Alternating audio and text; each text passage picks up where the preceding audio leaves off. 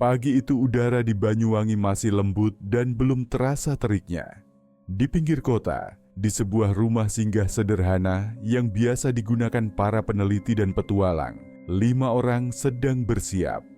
Mereka bukan turis, bukan pula pendaki gunung, melainkan sekelompok dokumentaris muda dari Jakarta. Tujuan mereka sederhana dalam bentuk, namun rumit dalam makna. Merekam sebuah bentuk musik tradisional Jawa yang konon tidak lagi bisa dinyanyikan oleh manusia biasa. Lagu itu dikenal hanya lewat cerita-cerita tua, kadang terdengar samar dalam mimpi para penabuh gamelan tua. Judul lagunya pun tidak tercatat dengan pasti, tapi nama yang selalu disebut-sebut bersamanya adalah Sinden Wari. Tim ini dipimpin oleh Andra, pria 30-an yang punya ketertarikan kuat pada budaya dan sejarah Jawa. Bersamanya ada Nina, produser sekaligus pengarah cerita, Jalu, pemegang kamera utama, Miko, teknisi suara, dan Rani, asisten riset yang baru saja bergabung beberapa bulan lalu. Mereka sudah menghabiskan seminggu di kota ini, mewawancarai orang-orang tua, mencari arsip, dan menelusuri cerita rakyat yang kabur di antara kabut waktu. Semuanya mengarah ke satu tempat, Alas Purwo. Hutan purba yang menyimpan lebih dari sekadar pohon-pohon raksasa dan jalur sunyi. Kalau mau benar-benar tahu tentang Sinden Wari, kalian harus ke tengah Alas Purwo. Tapi jangan cuma masuk begitu saja, kata seorang sesepuh yang mereka temui di desa terakhir menjelang hutan. Harus dengan izin, harus dengan niat yang jelas, karena di sana bukan hanya kalian yang mendengar. Andra menyimak kata-kata itu dengan tenang. Ia sudah terbiasa mendengar peringatan seperti itu dalam proyek-proyek dokumenter sebelumnya. Tapi ada sesuatu dalam nada bicara orang tua itu yang membuatnya mencatatnya lebih dalam dari biasanya.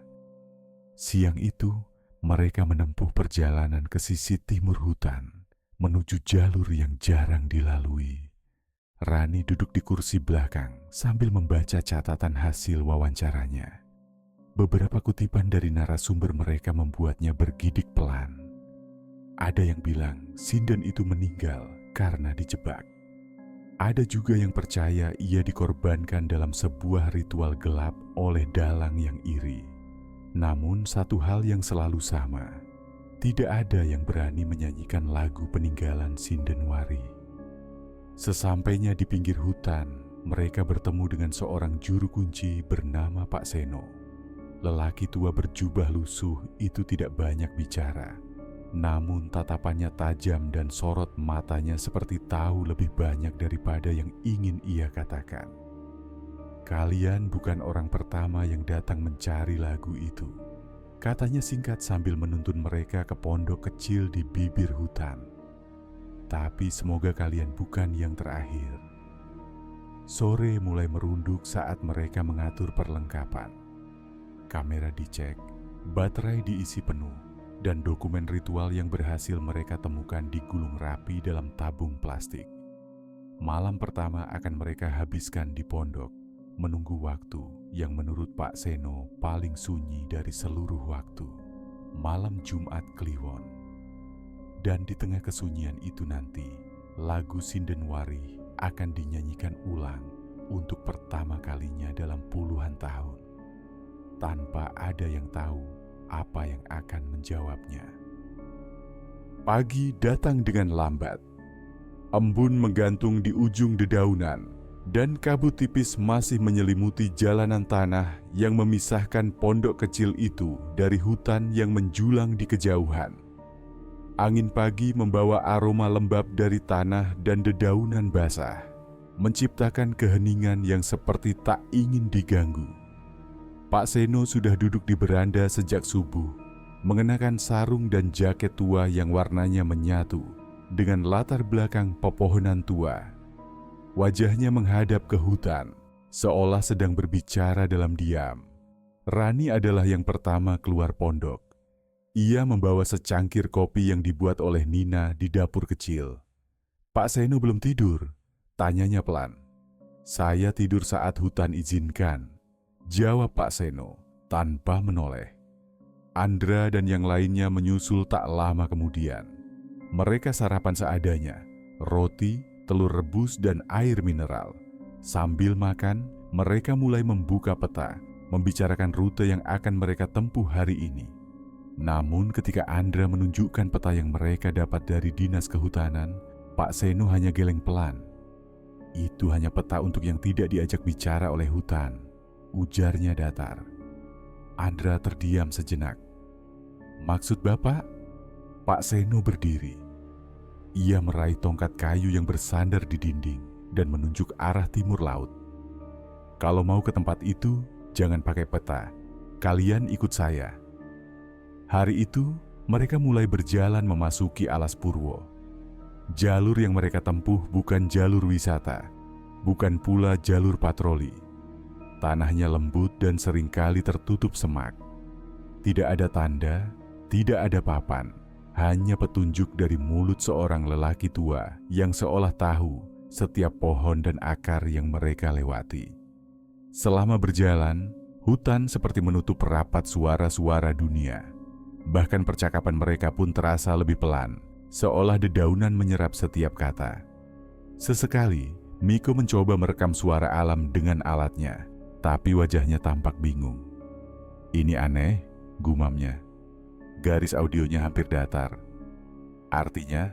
tanya Jalu. "Artinya seperti tidak ada suara, bahkan angin pun gak masuk." Andra hanya menatap ke depan. Mungkin itu hanya gangguan teknis, pikirnya. Tapi ketika ia menoleh ke belakang dan melihat jejak kaki mereka seolah mulai kabur tertutup daun-daun yang belum jatuh tadi, pikirannya mulai terusik. Menjelang tengah hari, mereka sampai di sebuah lapangan kecil yang dikelilingi pohon-pohon besar. Di tengahnya ada batu datar yang penuh lumut dan bunga kering berserakan di sekitarnya, seperti pernah dipakai untuk sesuatu yang lebih dari sekadar tempat istirahat. Pak Seno berhenti. Ia menunjuk batu itu. "Disinilah tempatnya," katanya pelan. "Dulu, tempat ini hanya muncul saat malam tertentu. Tapi karena kalian datang dengan tujuan, ia menunjukkan diri lebih awal." Andra memeriksa sekeliling. "Kita akan mulai ritualnya di sini." Pak Seno mengangguk. "Tapi jangan sekarang. Kita tunggu malam. Dan kalian harus ikut aturannya." Rani memandang batu itu lama. Di ujung matanya, sesuatu seperti bayangan sempat melintas di balik pohon. Tapi saat ia menoleh, tidak ada apa-apa di sana. Hari beranjak pelan, hutan tetap tenang, dan angin pun seolah tak berani bergerak. Malam akan datang. Dan bersama gelapnya, kisah Sinden Warih akan mulai bernyanyi kembali. Langit berubah perlahan. Cahaya matahari bergeser menjadi temaram keemasan, lalu memudar menjadi biru kelabu, sebelum akhirnya gelap merayap dari segala penjuru. Di dalam hutan, malam datang bukan seperti tirai yang ditarik, melainkan seperti embun yang meresap, dingin, lembab, dan perlahan membuat semua terasa asing. Tim dokumenter duduk melingkar di sekitar batu datar itu. Mereka telah mendirikan tenda-tenda kecil beberapa meter dari sana, cukup jauh untuk merasa aman, tapi cukup dekat agar kamera bisa tetap merekam. Jalu sudah menyiapkan tripod dan pencahayaan lembut yang tidak mengganggu suasana alami. Rani duduk sambil memegang catatan di pangkuannya. Di lembaran itu tertulis ulang potongan lirik yang mereka temukan dari berbagai sumber. Sebagian besar berupa metafora tua dalam bahasa Jawa kuno. Artinya pun belum sepenuhnya bisa mereka pastikan. Pak Seno kembali dari dalam hutan, membawa setangkai bunga kenanga dan seikat daun sirih yang diikat tali sabut. Ia meletakkannya di atas batu, lalu duduk bersila di tanah, menghadap ke arah barat. Malam ini malam Jumat Kliwon, katanya tenang, seolah tidak sedang berbicara kepada siapapun secara khusus. Malam yang dipilih oleh para penjaga lama untuk mendengarkan. Andra mengangguk pelan. Ia memberi isyarat pada Nina lalu menyalakan perekam suara. "Kami akan memulai," katanya kepada Pak Seno. Namun Pak Seno tak menjawab. Ia hanya menutup matanya dan mulai bergumam pelan. Gumam itu bukan doa yang mereka kenal, bukan pula mantra yang mereka pelajari sebelumnya. Lebih mirip nyanyian tua, nyaris tak bersuara, seperti bisikan yang tidak ingin mengganggu malam. Rani mulai membacakan lirik lagu dengan suara rendah. Ia tak bernyanyi, belum. Tapi setiap katanya terasa seperti membuka lapisan waktu yang sudah lama terkubur. Kalimat-kalimat itu terasa menggema dalam dirinya. Suaranya sempat bergetar, bukan karena takut, tapi karena ada sesuatu dalam dirinya yang terasa ditarik. Tiba-tiba, angin tipis menyentuh tengkuk mereka. Tidak kencang, tidak juga dingin, tapi cukup untuk membuat bulu kuduk mereka perlahan berdiri. Miko memeriksa alat perekamnya. "Gelombangnya berubah," katanya pelan. "Ada getaran suara, tapi tidak dari kita." Andra berdiri pelan, menatap ke arah pepohonan. Hutan tetap gelap, tetap sunyi. Tapi malam itu tidak seperti malam-malam lain yang pernah ia alami. Pak Seno membuka mata perlahan. Ia menatap batu datar yang sekarang terlihat seperti altar kecil di tengah hutan. "Dia sudah mendengar," katanya pelan. "Tapi jangan panggil terlalu cepat." Jalu mengatur fokus kameranya ke arah batu. Tapi dalam bingkai lensanya, ia melihat sesuatu. Bukan sosok, bukan bayangan. Hanya kabut tipis yang perlahan berkumpul, lalu menghilang. "Ini baru permulaan," kata Pak Seno. "Lagu itu belum selesai, dan yang bisa menyelesaikannya bukan dari antara kita." Malam kian dalam. Nyanyian belum benar-benar dinyanyikan, tapi hutan sudah mulai mendengarkan. Dan sesuatu atau seseorang sedang bersiap untuk menjawabnya. Pagi datang namun bukan seperti yang mereka harapkan.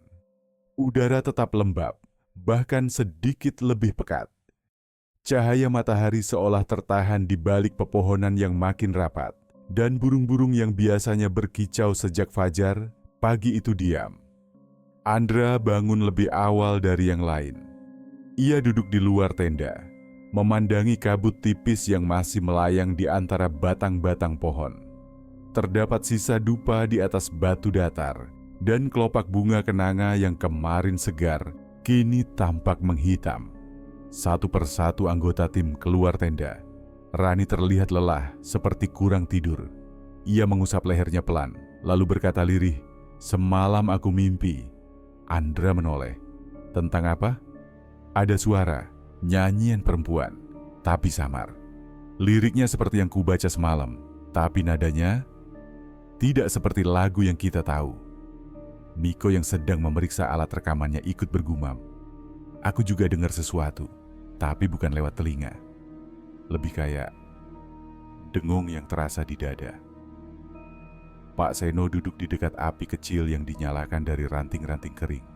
Ia hanya mendengarkan, tak bertanya, tak berkomentar. Nina membuka laptopnya, mencoba menyalin rekaman suara yang mereka ambil malam sebelumnya. Namun ketika ia memutar hasilnya, file itu terdengar kosong. Tidak ada bacaan lirik dari Rani. Tidak ada suara Pak Seno, hanya hening. Andra merengut. "Gak mungkin, aku dengar sendiri semalam." "Aku juga," kata Jalu. "Aku bahkan lihat kabut itu berubah bentuk." Miko mencoba memutar ulang file rekaman dengan perangkat lain, tapi hasilnya sama. Diameter hening. Seolah malam itu tak pernah terjadi. Pak Seno akhirnya bicara. "Yang kalian dengar bukan untuk dibawa pulang." Rani menatapnya. "Tapi kita kesini untuk merekam, untuk memperdengarkan kembali lagu itu." Pak Seno menatapnya lama. "Ada lagu yang tidak untuk didengar kembali, karena lagu itu bukan untuk manusia hari ini." Andra mulai merasa ada yang salah. Bukan karena alat mereka rusak, bukan juga karena hasil rekaman nihil, tapi karena sejak pagi, rasa tenang di sekitar mereka perlahan berubah menjadi berat. Pohon-pohon tampak lebih rapat, Jalur yang mereka lewati kemarin terlihat berbeda. Bahkan bebatuan di dekat tenda tampak lebih banyak dari yang mereka ingat. Miko berdiri dan menunjuk ke sisi timur. Kemarin kita lewat situ kan? Sekarang kok kayak ketutup semak? Pak Seno hanya menghela napas pelan. Kalian sudah mengetuk pintu yang lama tertutup. Sekarang tempat ini tahu kalian ada. Rani menggenggam catatannya erat. Ia merasa tangannya sedikit gemetar.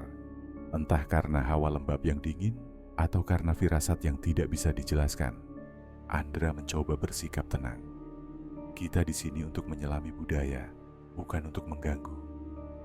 Pak Seno tersenyum kecil. Kadang, menyelami saja sudah cukup untuk mengganggu. Hari itu mereka tak melakukan perekaman. Mereka hanya duduk, mencatat, dan mengulang kembali bait lagu yang semalam hanya bergema di mimpi.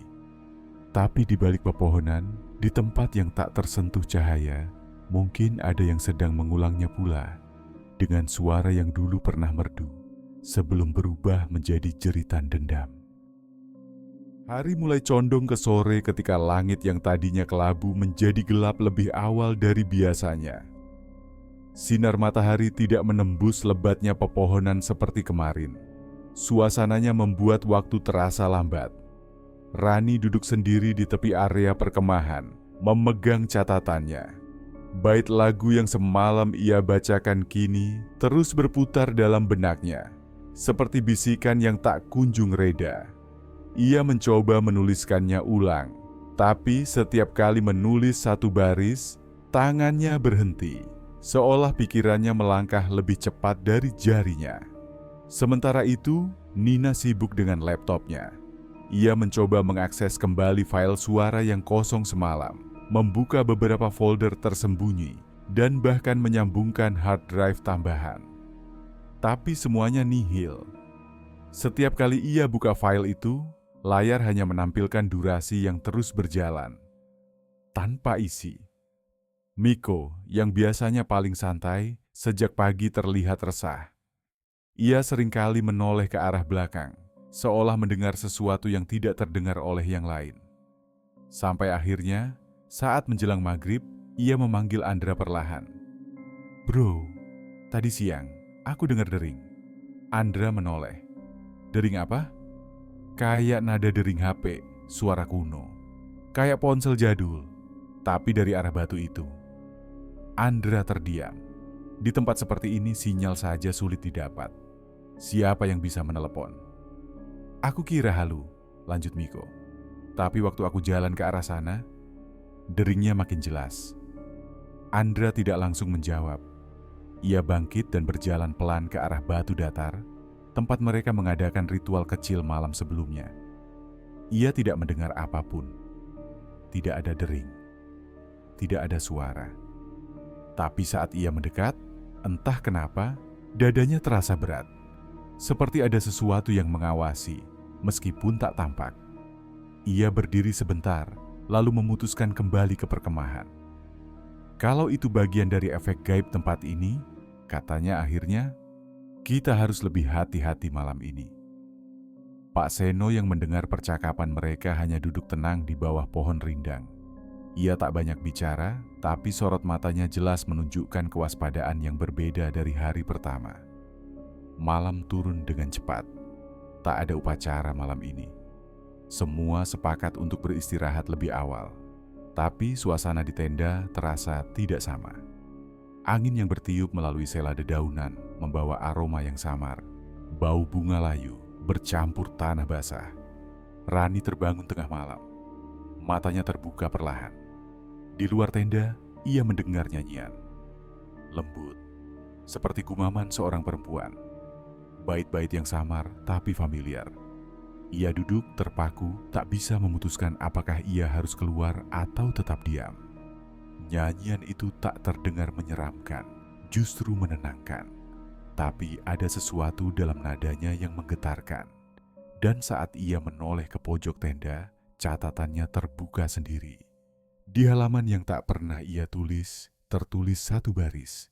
Lagu ini untuk mereka yang tak pernah kembali. Pagi datang dengan cahaya yang murung. Daun-daun basah oleh embun, dan hawa dingin masih terasa menggantung di udara. Tak ada burung bersuara, hanya desir angin yang datang dan pergi pelan, membawa aroma hutan yang kian asing. Rani belum keluar dari tendanya. Ia terbangun sejak sebelum subuh, duduk memeluk lutut di dalam sleeping bag-nya. Tatapannya kosong, tertuju pada halaman catatan yang semalam terbuka sendiri. Tulisan itu sudah menghilang, seolah hanya muncul untuk sesaat. Namun kalimatnya melekat di pikirannya. Lagu ini untuk mereka yang tak pernah kembali. Andra menghampiri, membawa segelas kopi instan yang masih hangat. "Kamu tidur?" tanyanya pelan. Rani menggeleng. "Aku mimpi, tapi bukan cuma sekali. Semalam seperti berlapis. Aku sadar aku sedang mimpi, tapi tetap merasa terjebak di dalamnya." Andra duduk di sampingnya. Ia tak menyela. "Aku lihat seorang perempuan duduk di tengah panggung dari kayu dikelilingi obor, tapi penontonnya bukan manusia. Aku nggak bisa lihat wajah mereka, cuman bayangan hitam duduk berjajar, dan perempuan itu menyanyi." Andra menatap Rani.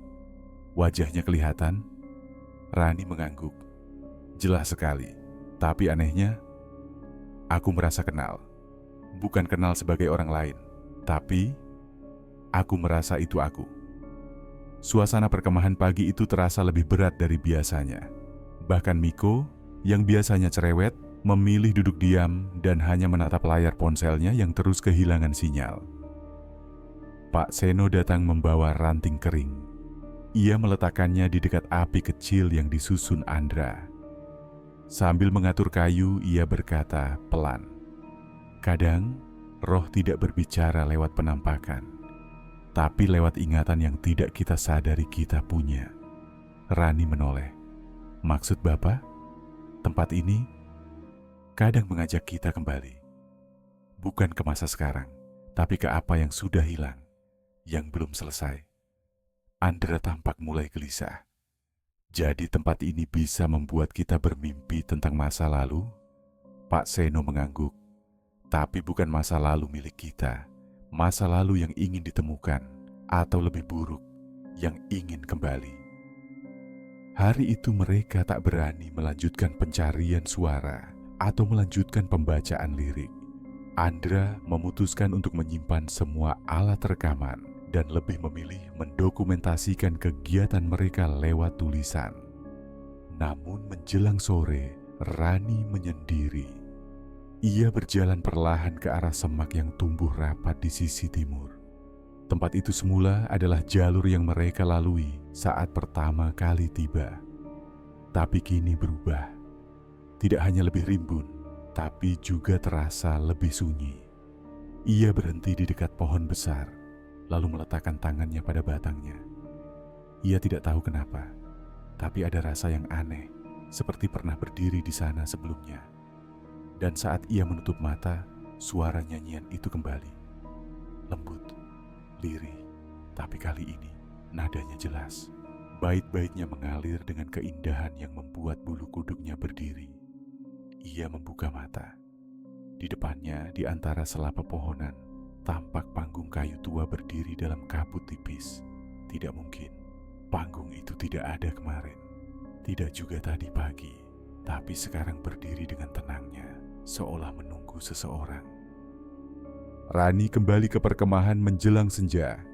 Wajahnya tampak biasa, tapi ada sesuatu dalam cara ia berjalan yang membuat Nina memperhatikannya lebih lama dari biasanya.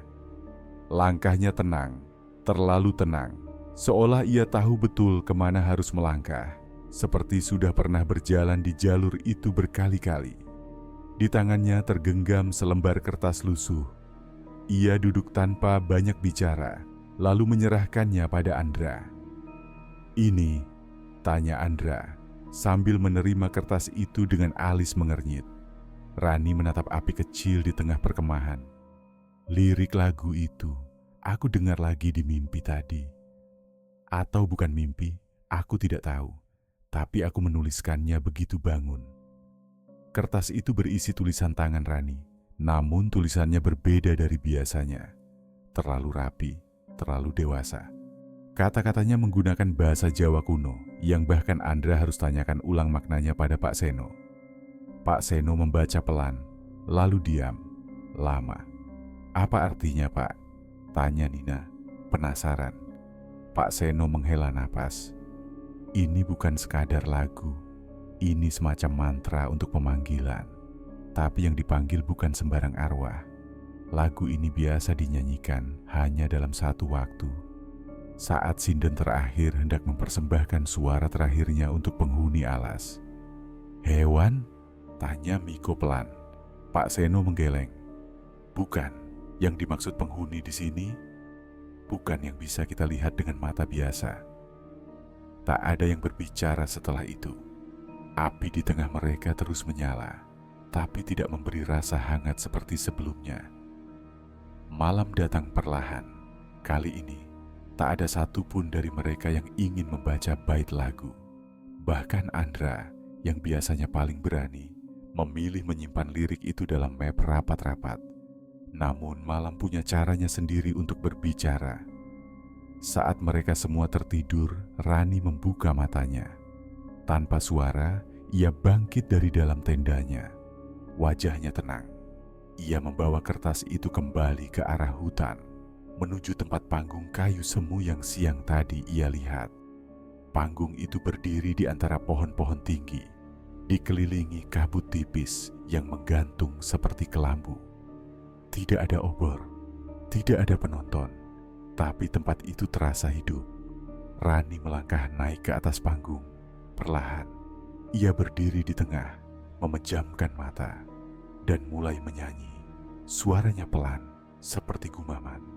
Tapi bait-bait itu keluar lancar, seperti mengalir dari ingatan yang sudah terlalu lama tertahan.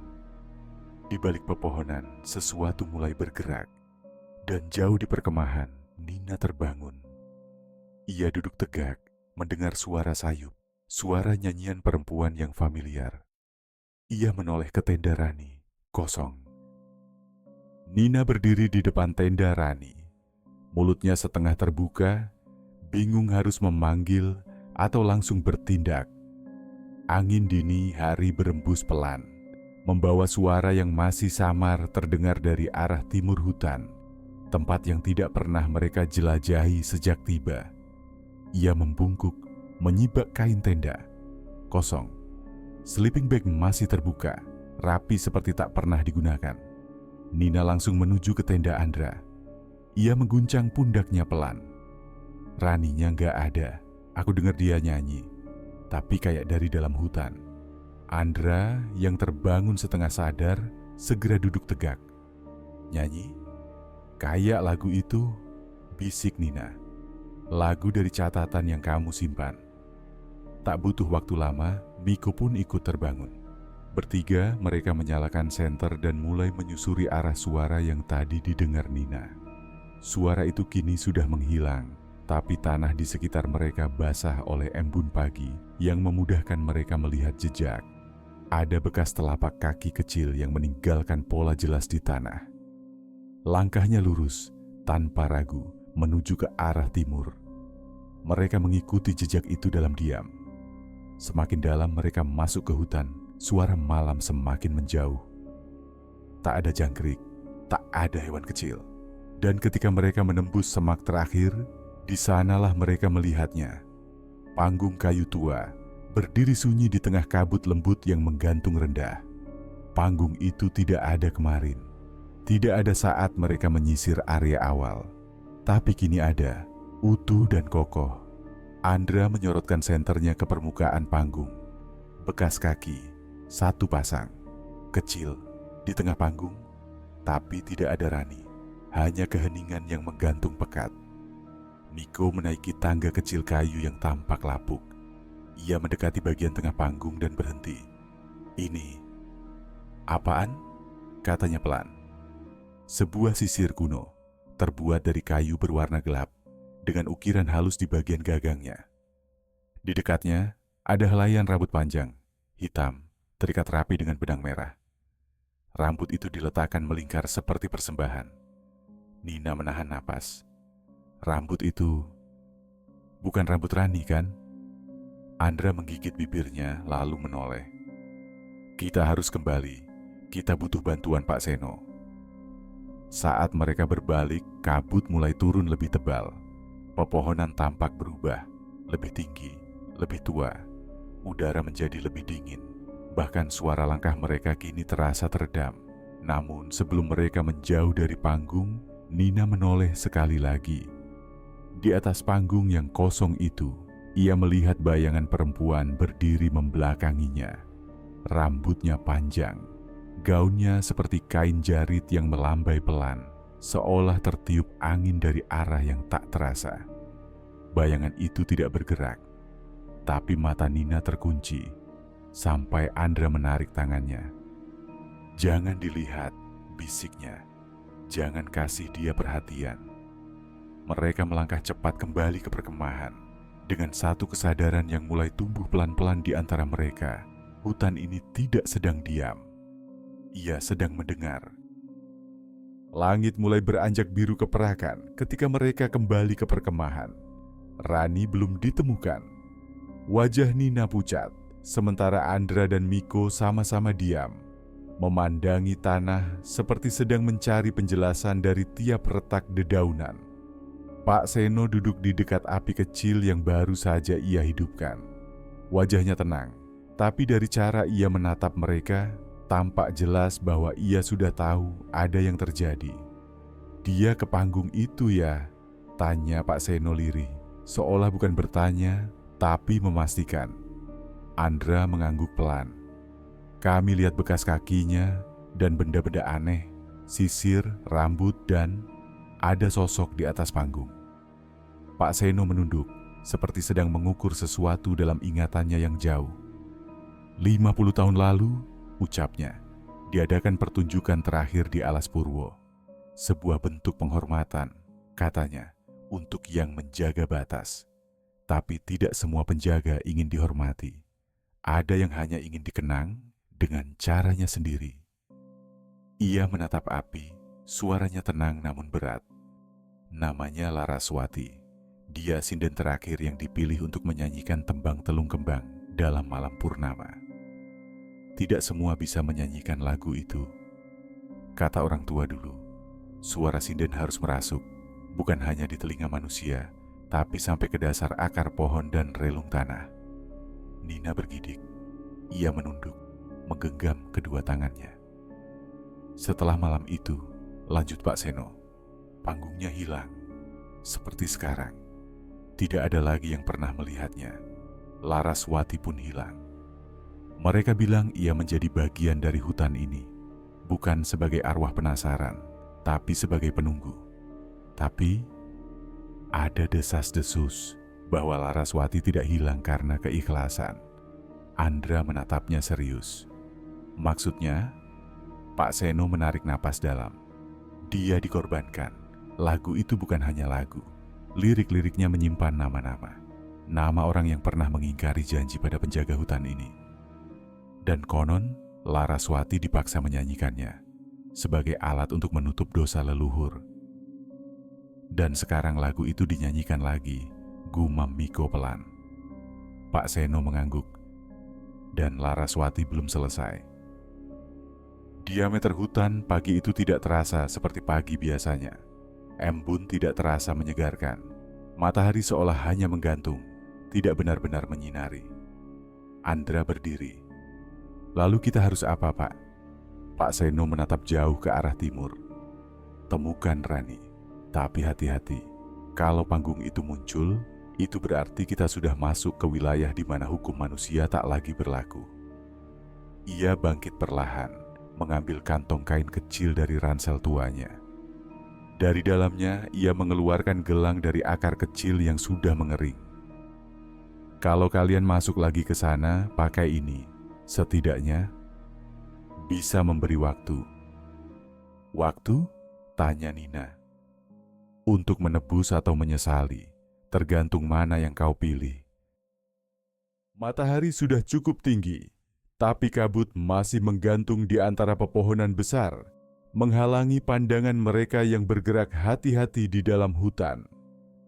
Setiap langkah terasa lebih berat dari sebelumnya, dan udara semakin dingin, seolah hutan ini menyerap kehangatan dari tubuh mereka. Miko menggenggam erat gelang yang diberikan Pak Seno. Nina memeriksa senter di tangannya, berusaha menjaga ketenangan meskipun jantungnya berdebar kencang. Di depan mereka, Pak Seno melangkah dengan lebih mantap. Sesekali ia berhenti, menatap ke sekitar, seolah menunggu sesuatu yang tak tampak oleh mereka. "Ada apa, Pak?" tanya Nina. Suaranya berbisik.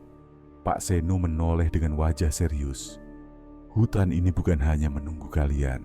Ia sedang menunggu sesuatu yang lebih besar. Ketika panggung itu muncul lagi, kalian akan tahu, sudah tidak ada jalan mundur." Andra mengerutkan dahi. "Tapi Rani ada di sana kan? Kami harus menemukannya." Pak Seno mengangguk. "Benar. Tapi ingat, kalau kalian terlalu terikat pada satu tujuan, hutan ini bisa membawamu ke tempat yang tak akan pernah kalian ingat. Atau yang lebih buruk, tempat yang hanya akan mengingatkan kalian pada penyesalan." Miko menelan ludah. "Aku tidak paham." Pak Seno tidak menjawab, hanya melangkah lebih cepat, memimpin jalan. Masing-masing dari mereka menatap langkah Pak Seno, merasa seperti bagian dari sebuah teka-teki yang perlahan terbuka. Tak lama setelah itu, mereka sampai pada clearing yang familiar, sebuah ruang terbuka di tengah hutan yang dikelilingi pohon besar, tempat mereka melihat panggung kayu semalam. Namun kali ini, ada yang berbeda. Panggung itu tidak hanya berdiri kokoh, tetapi kini di atasnya berdiri seseorang. Seorang perempuan dengan gaun putih panjang, rambut panjang yang tergerai, dan mata yang tampak kosong, menatap lurus ke arah mereka. Tidak ada suara, hanya keheningan yang mencekam. Rani. Dia berdiri di tengah panggung, namun ada sesuatu yang tidak biasa. Ada sesuatu yang berbeda dalam dirinya. Wajahnya pucat, matanya kosong, dan tangan kanannya memegang sebuah sisir kayu yang sama dengan yang mereka temukan semalam. "Rani?" Nina memanggil, suaranya bergetar. "Kamu? Kenapa di sini?" Rani tidak menjawab. Ia hanya berdiri di sana, seperti patung. Begitu diam, seolah tubuhnya bukan miliknya lagi. Pak Seno melangkah maju, perlahan, mendekati panggung. Ia menatap Rani dengan ekspresi penuh perhatian, lalu berbisik pelan, hampir tidak terdengar. "Laraswati, kamu masih belum selesai, ya?" Seketika itu, angin di sekitar mereka berputar lebih kencang, mengoyakkan daun-daun kering dari pepohonan di sekitar clearing. Suara gemerisik itu menjadi semakin kuat, seperti suara orang berbisik.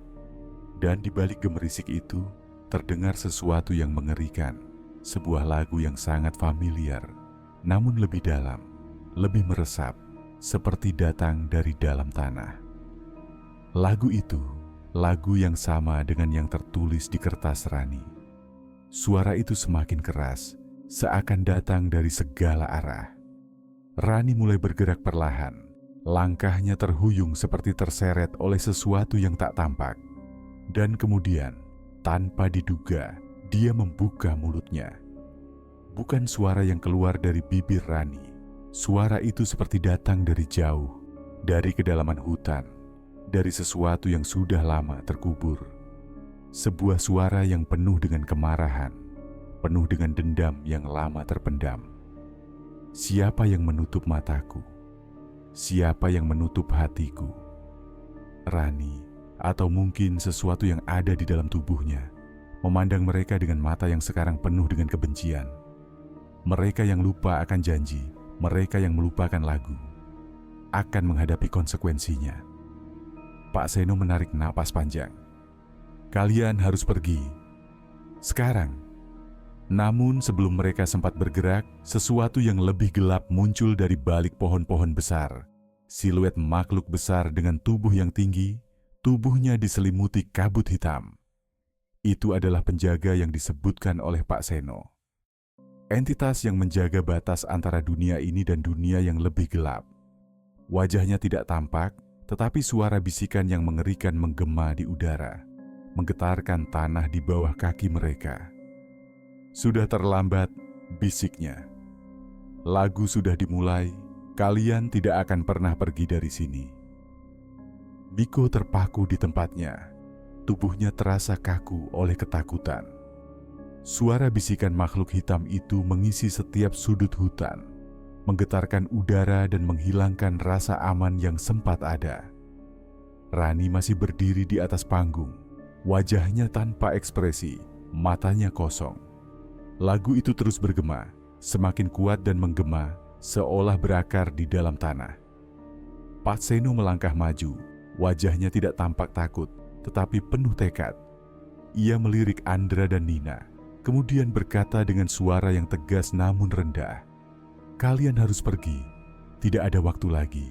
Jangan biarkan diri kalian terikat pada suara itu. Itu bukan Rani yang kalian kenal."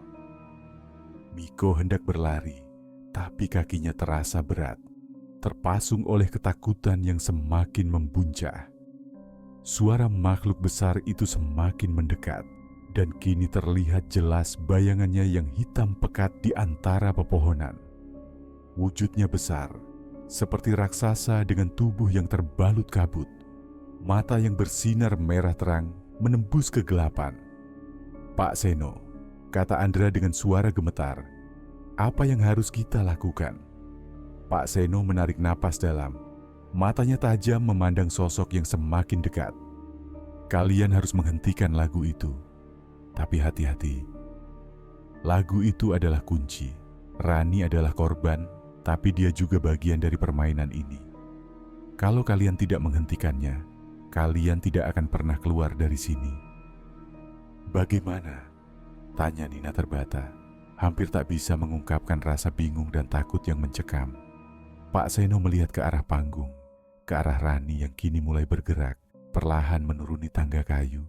Matanya tetap kosong, tetapi ada sesuatu yang lebih gelap di baliknya. Laraswati masih terjebak dalam dendam leluhur. Lagu itu adalah bagian dari kutukan yang tidak akan berhenti jika tidak ada yang mengakhiri. Tanpa memberi penjelasan lebih lanjut, Pak Seno mengambil langkah mantap menuju panggung. Ia membuka tasnya dan mengeluarkan benda-benda kecil, sebuah rantai perak, beberapa daun kering, dan sekeping batu berwarna hitam legam. "Ini adalah jalan satu-satunya," katanya, berbisik lebih pada dirinya sendiri daripada kepada mereka. "Jangan biarkan diri kalian terjebak dalam bayang-bayang lagu itu," tambahnya, menatap mereka dengan serius. Miko dan Andra saling berpandangan. Miko ingin berteriak, tapi lidahnya terasa keluh. Rani kini sudah berada di bawah panggung. Matanya menatap mereka dengan tatapan kosong. Tetapi ada sesuatu yang menghantui di balik tatapan itu. Sesuatu yang sangat familiar, namun menakutkan. Miko berjalan maju sedikit, menatap Rani yang kini berhenti beberapa langkah darinya. Suara lagu itu semakin kuat, semakin terasa menyesakan. "Laraswati, kami datang untuk membantu," Miko akhirnya berkata, mencoba memecah keheningan yang mencekam. Tiba-tiba, mata Rani berubah, seolah ada sesuatu yang bangkit dari dalam dirinya. Ia mendekat, dan seiring dengan setiap langkahnya, tubuhnya mulai memudar, seperti menjadi bayangan. Seketika, ia menghilang begitu saja di hadapan mereka. Hanya meninggalkan bau melati yang memenjarakan udara. Suara lagu itu pun berhenti seketika. Sekeliling mereka menjadi hening. Hutan yang sebelumnya dipenuhi dengan bisikan dan gemerisik angin, kini seolah terkunci dalam keheningan yang mencekam. Dan dalam keheningan itu, mereka mendengar suara langkah kaki, bukan hanya satu, tetapi ribuan langkah, seperti sesuatu yang lebih besar dan lebih gelap sedang menghampiri mereka. Makhluk hitam itu muncul kembali dari balik pepohonan. Kali ini lebih dekat, lebih jelas. Suara gemerisiknya seakan memenuhi setiap ruang, dan di balik kabut yang melingkupi tubuh makhluk itu, mereka bisa melihat dua pasang mata merah yang menyala. tajam menatap ke arah mereka. Pak Seno berhenti sejenak, menatap makhluk itu dengan ekspresi yang tenang. "Kalian tidak akan bisa pergi," kata makhluk itu. Suaranya berat, bergema dalam benak mereka. Lagu itu harus selesai, dan kalian adalah bagian dari kisah yang tak akan pernah berakhir. Malam di hutan alas Purwo semakin gelap. Kabut tebal menutupi jalan-jalan yang sebelumnya familiar. Udara terasa semakin berat, seakan dunia ini menahan napas, menunggu apa yang akan terjadi selanjutnya. Makhluk hitam itu berdiri di depan mereka. Mata merahnya bersinar dengan penuh amarah dan keinginan untuk mengakhiri segala sesuatu. Tubuhnya yang besar tampak lebih menakutkan dalam gelap, seolah siap untuk menelan mereka dalam kedalaman malam yang tidak terhingga. Pak Seno berdiri dengan tenang, tetapi ada kecemasan yang tersembunyi di matanya. Ia tahu, saat ini waktu mereka sudah sangat terbatas. "Kalian harus memilih," kata Pak Seno. Suaranya tenang, namun berat dengan pengertian. Mencoba menghentikan lagu itu adalah taruhan hidup dan mati. Tapi jika kalian gagal, semua yang ada di sekitar kalian akan ikut terjerat. Rani bukan lagi Rani. Ia adalah bagian dari kutukan yang lebih besar. Miko menggenggam erat tasnya, terengah-engah. "Apa yang sebenarnya terjadi di sini, Pak? Apa yang sebenarnya terjadi pada Rani?" Pak Seno menatap langit yang gelap, seperti mencari jawaban yang mungkin tidak ada. Rani, atau lebih tepatnya Laraswati, adalah seorang sinden legendaris. Di masa lalu, ia dipilih untuk menyanyikan lagu-lagu suci yang hanya bisa dinyanyikan oleh jiwa-jiwa yang sudah meninggal. Tapi karena suatu sebab, lagu itu terhenti. Para leluhur menghentikannya, dan Laraswati menjadi terperangkap di antara dunia yang hidup dan dunia yang mati. Andra mengerutkan dahi. Lalu kenapa lagu itu muncul kembali sekarang? Pak Seno menghela napas. Karena sesuatu yang lebih besar sedang membangkitkannya. Sesuatu yang tidak ingin dunia ini ingat. Lagu itu bukan hanya sekedar lagu, tapi kunci. Kunci untuk membuka kembali kekuatan yang tertidur. Kekuatan yang berasal dari hutan ini, dari segala makhluk yang berdiam di sini. Makhluk itu bergerak maju, semakin mendekat, dan langkahnya semakin berat, seperti gempa yang mengguncang tanah. Setiap langkahnya membuat udara semakin terasa sesak. "Kalian harus memutuskan," Pak Seno melanjutkan, matanya menatap serius ke arah mereka. Mereka yang mencoba menghentikan lagu ini akan menghadapi konsekuensinya. Rani akan kembali, tapi ia akan menjadi alat untuk kebangkitan yang lebih besar. Miko, Nina, dan Andra saling berpandangan. Di hadapan mereka, Rani yang sekarang hanya bisa dilihat dalam bayangan kabut, berjalan perlahan kembali ke panggung. Di tangannya, sisir kayu itu masih ada, berpijar lemah dengan cahaya yang mengerikan. "Lalu, apa yang harus kami lakukan?" tanya Nina, suaranya bergetar. Pak Seno menatap mereka dalam-dalam. "Kalian harus menghentikan lagu itu, tapi tidak dengan cara biasa. Kalian harus menghadapi jiwa yang terperangkap dalam lagu itu. Hanya dengan mengingat kenangan yang benar, kenangan yang murni, lagu itu akan terhenti." Miko menatap Pak Seno, bingung. "Tapi bagaimana? Kami tidak tahu apa-apa tentang kenangan itu." Pak Seno menatap Rani di panggung, lalu berbalik dengan ekspresi penuh penyesalan. "Kalian harus mengingat Rani seperti ia dulu, seperti Laraswati yang menyanyikan lagu itu dengan penuh cinta. Jika kalian bisa membawa kembali kenangan itu, jiwa Laraswati akan bebas. Namun jika kalian gagal, lagu itu akan terus berlanjut, dan kalian akan menjadi bagian dari dunia yang tak terhingga, selamanya terperangkap dalam kebisuan." Suara langkah makhluk itu semakin keras. Miko merasakan getaran di dalam tanah, dan di belakangnya Andra tiba-tiba menoleh, melihat sesuatu yang tidak terlihat oleh yang lain. sebuah bayangan besar yang bergerak di antara pepohonan. "Pak Seno," kata Andra dengan suara penuh ketegangan. "Apa itu?" Pak Seno berbalik dan melihat ke arah yang ditunjuk oleh Andra. Di balik kabut, di antara pepohonan, terlihat wujud yang lebih besar, lebih mengerikan dari makhluk yang sebelumnya. Itu adalah penjaga hutan yang sebenar-benarnya, makhluk yang tak bisa mereka hindari. "Jangan lari," Pak Seno berbisik. "Lari hanya akan menguatkan kekuatan itu. Hadapi kenyataan ini, hadapi pilihan ini." Rani kini sudah berdiri di tengah panggung, dan suara lagu itu kembali terdengar. Namun kali ini lebih pelan, lebih seperti bisikan. Lagu itu seperti memanggil mereka, mengingatkan mereka akan sesuatu yang mereka lupakan. Miko melangkah maju, merasakan dorongan kuat untuk melangkah lebih dekat. Namun ada ketakutan yang lebih dalam di dalam hatinya.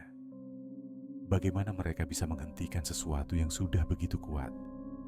"Laraswati," Miko berseru, suaranya serak. Kami ingat kamu." Dan tiba-tiba sebuah cahaya terang muncul dari tubuh Rani. Suara lagu itu berhenti sejenak, dan hutan menjadi sepi.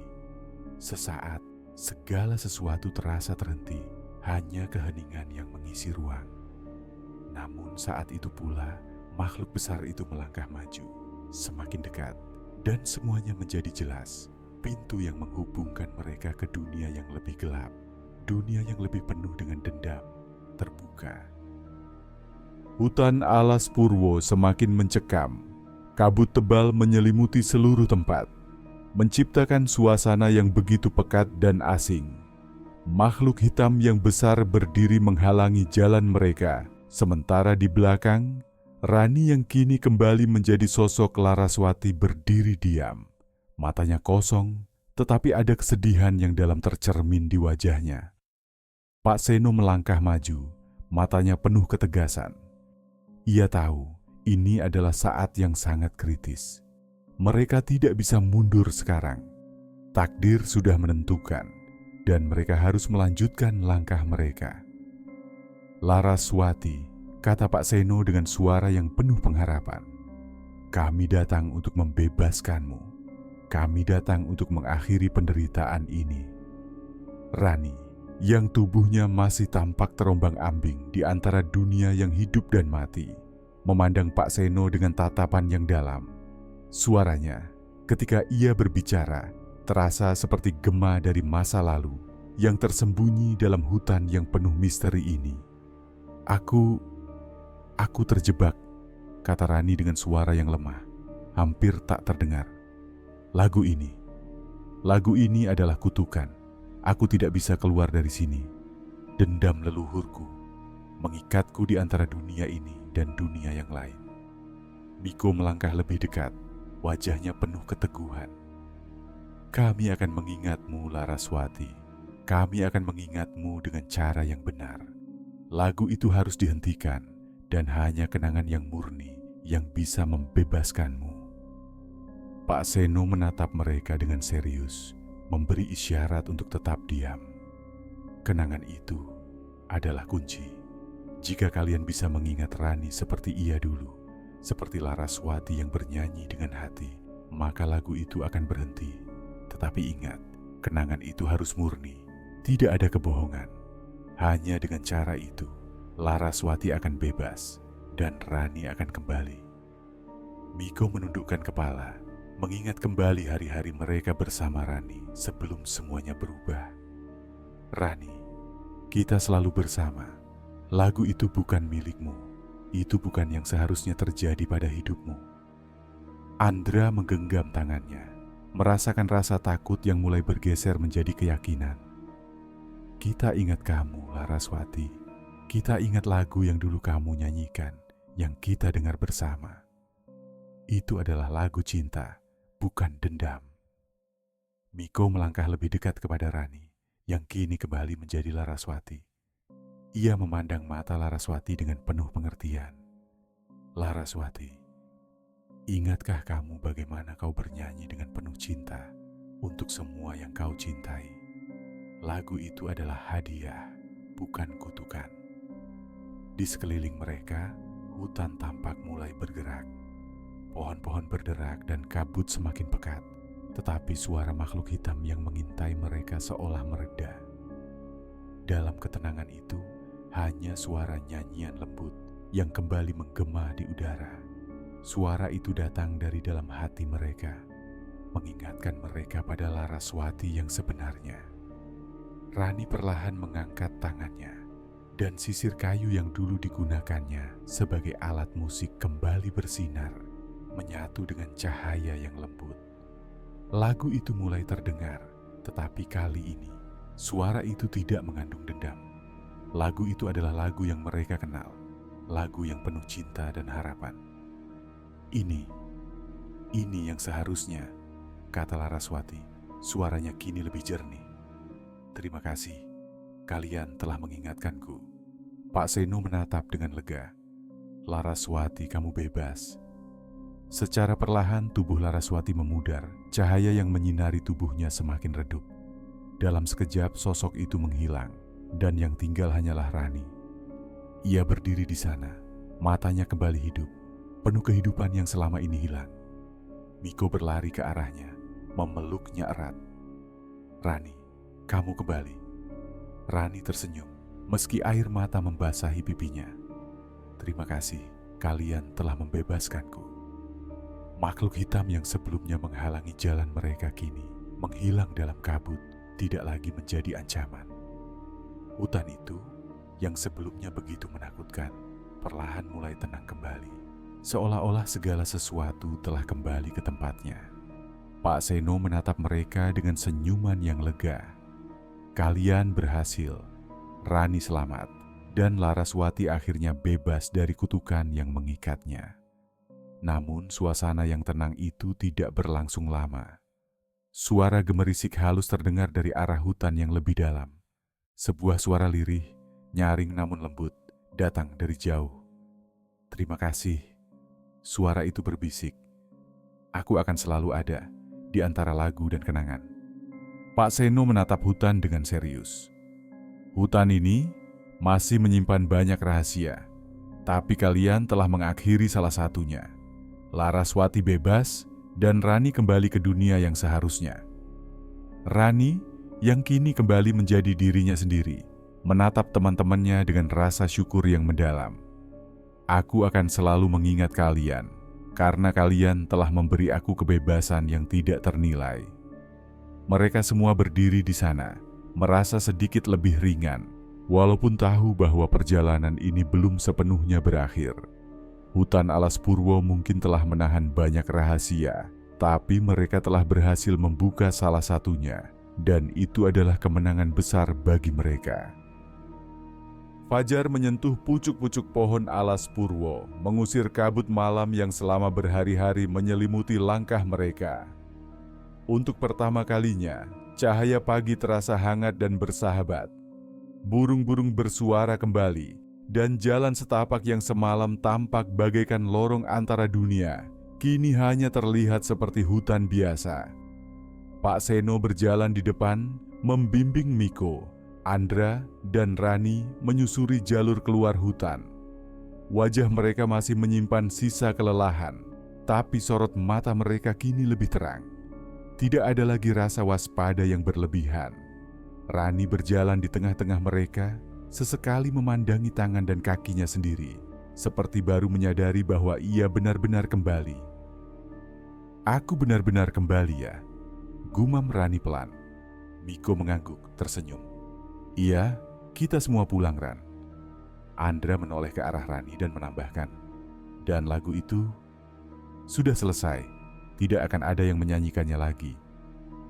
Pak Seno dengan suara tenang seperti biasa menyahut, Laraswati sudah bebas. Lagu itu kini tinggal kenangan. Hutan ini akan tetap menyimpannya, tapi ia tak akan bangkit lagi. Perjalanan keluar dari hutan tak lagi diselimuti keanehan. Mereka melihat kembali papan penunjuk kayu yang kemarin seperti menghilang, serta jalur tanah yang jelas. Seolah-olah, sejak Laraswati dibebaskan, hutan telah memutuskan untuk melepaskan mereka. Setelah beristirahat sejenak, mereka kembali ke kota dengan kendaraan yang sama seperti saat mereka datang. Mobil produksi dokumenter yang kini lebih berdebu dari sebelumnya. Di dalam mobil, suasana hening namun hangat. Tidak ada yang banyak bicara. Masing-masing larut dalam pikiran mereka sendiri, mengingat kembali malam-malam yang panjang dan aneh di tengah hutan. Sesampainya di kota, kehidupan mulai kembali seperti biasa. Proyek dokumenter mereka tidak pernah diselesaikan, dan mereka sepakat untuk tidak membagikan rekaman apapun dari peristiwa itu. Bukan karena takut, tapi karena mereka sadar ada hal-hal yang memang tidak untuk dibuka pada dunia. Cerita Laraswati cukup sampai di sana. Mereka tahu pengalaman itu telah mengubah mereka. Bukan menjadi orang yang takut, melainkan menjadi orang yang lebih menghargai batas antara dunia yang bisa dilihat dan yang tidak. Terima kasih telah menonton video ini. Jangan lupa untuk like, komen, dan subscribe, serta nyalakan notifikasi agar tidak ketinggalan video-video selanjutnya.